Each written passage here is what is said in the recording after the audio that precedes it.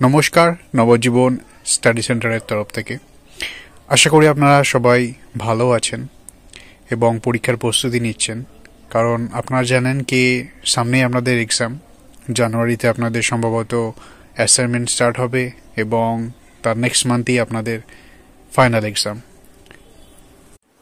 সুতরাং আজ এই চ্যানেলের মাধ্যমে আমরা লাস্ট মিনিট সাজেশন নিয়েছি যে সাবজেক্ট কোডটির ওপর, সেটি হলো পিজিইজি 4। পিজিইজির যারা ইংলিশ নিয়ে পড়াশোনা করছেন তাদের পেপার নাম্বার 4। এর উপরই আজকে আমরা ইম্পর্টেন্ট কোয়েশ্চেনগুলো বলবো, যেগুলো অবশ্যই পাশে রেখে আপনারা নোটস সাথে রেখে আপনারা পরীক্ষার প্রস্তুতি নেবেন। সুতরাং পিজিইজি 4 এটি ব্রিটিশ নোবেলের ওপরই। তো এর থেকে যে ইম্পর্টেন্ট কোয়েশ্চেনগুলো, যে লাস্ট মিনিট সাজেশনগুলো, যেগুলো না পড়লে একদমই না, অবশ্যই পাশে রেখে পড়বেন, সেগুলোর উপরই আজ এই ভিডিওটি। যদি এই ভিডিওটি আপনাদের ভালো লাগে অবশ্যই লাইক, সাবস্ক্রাইব অ্যান্ড শেয়ার করতে ভুলবেন না। এবং আপনারা জানেন যে কিছুদিন আগেই আপনাদের রিনিউয়াল এবং এক্সাম ফর্ম ফিল আপ আপনাদের হয়েছিল এবং অনেকেই অনেকে করতে পারেননি। চিন্তার কোনো কারণ নেই, ভয়ের কোনো কারণ নেই। প্রতি বছরই এটা সেকেন্ড চান্স দেওয়া হয় এবং এই বছরও দেওয়া হবে, তখন আপনারা এটা করতে পারবেন। পিজিইজি 4 এই পেপারটির ওপর আমরা সাজেশনে 18 নম্বরে কিছু ইম্পর্টেন্ট কোয়েশ্চেন বলবো, 12 নম্বরে কিছু ইম্পর্টেন্ট কোয়েশ্চেন বলবো এবং 7 নম্বরের কিছু ইম্পর্টেন্ট কোয়েশ্চেন বলবো আপনাদের এক্সাম প্যাটার্ন অনুযায়ী। সুতরাং প্রথমে পিজিইজি 4 এর 18 নম্বরে কিছু important question last minute suggestion আপনাদের বলছি, আপনারা নোট করতে পারেন।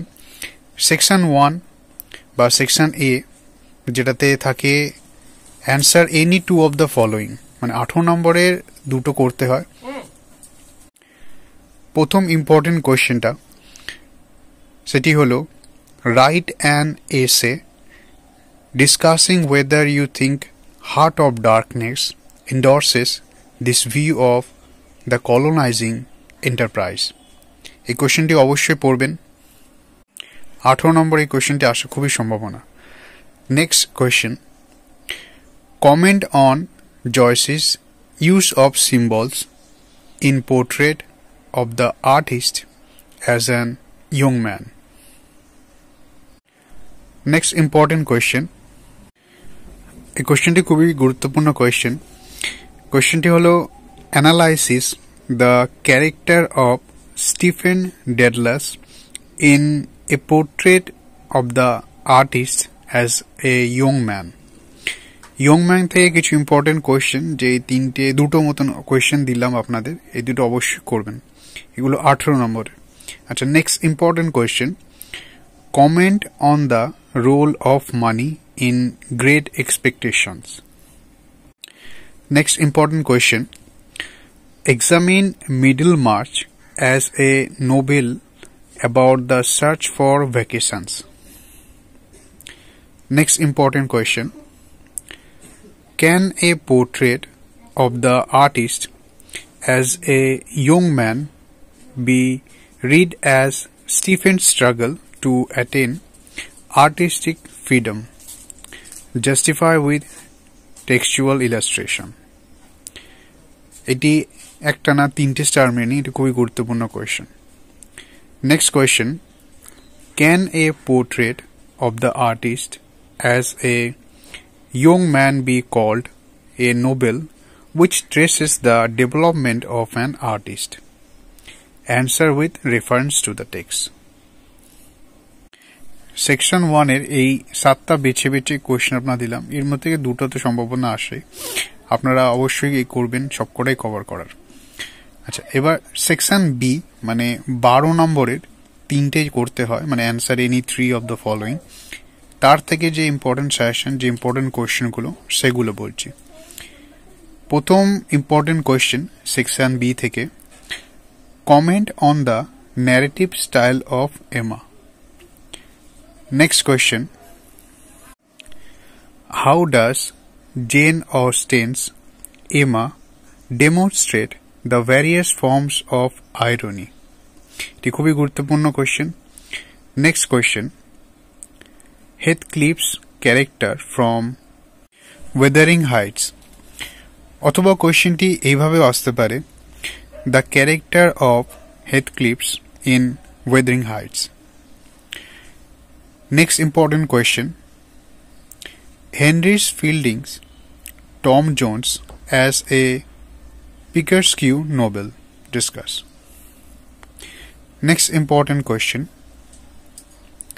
describe and comment on the significance of the Man of the Hill episode in Tom Jones. Next important question, the contrast in human nature in Tom Jones, অথবা কোশ্চেনটি এভাবে আসতে পারে, is Tom Jones a novel of contrast? Give reasons for your answer.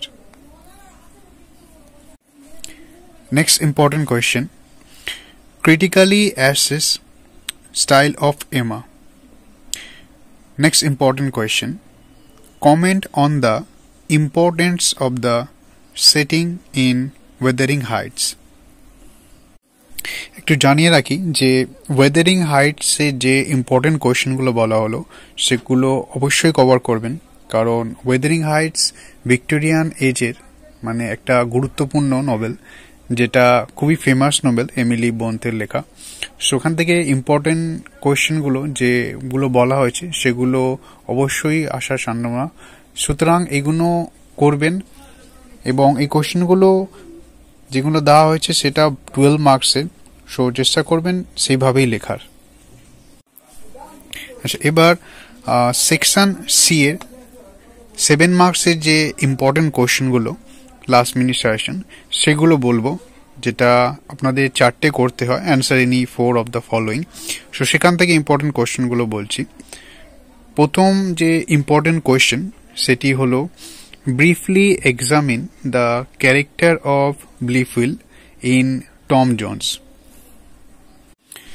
Tom Jones থেকে যে important কোয়েশ্চেনগুলো বলা হচ্ছে সেগুলো সবকটাই পড়ার চেষ্টা করবেন। আচ্ছা, নেক্সট ইম্পর্টেন্ট কোয়েশ্চেন সেটি হলো, comment on the role of Partridge in Tom Jones. Next important question, what is the relationship between Emma and Harriet. এই সেকশন সি থেকে আপনাদের 28 মার্কের আপনারা অ্যান্সার করতে পারবেন, সুতরাং চেষ্টা করবেন যাতে সেইভাবে সেই অনুযায়ী লেখার, কারণ সময় বেশি বড় করে লিখলে আপনাদের কমে যাবে।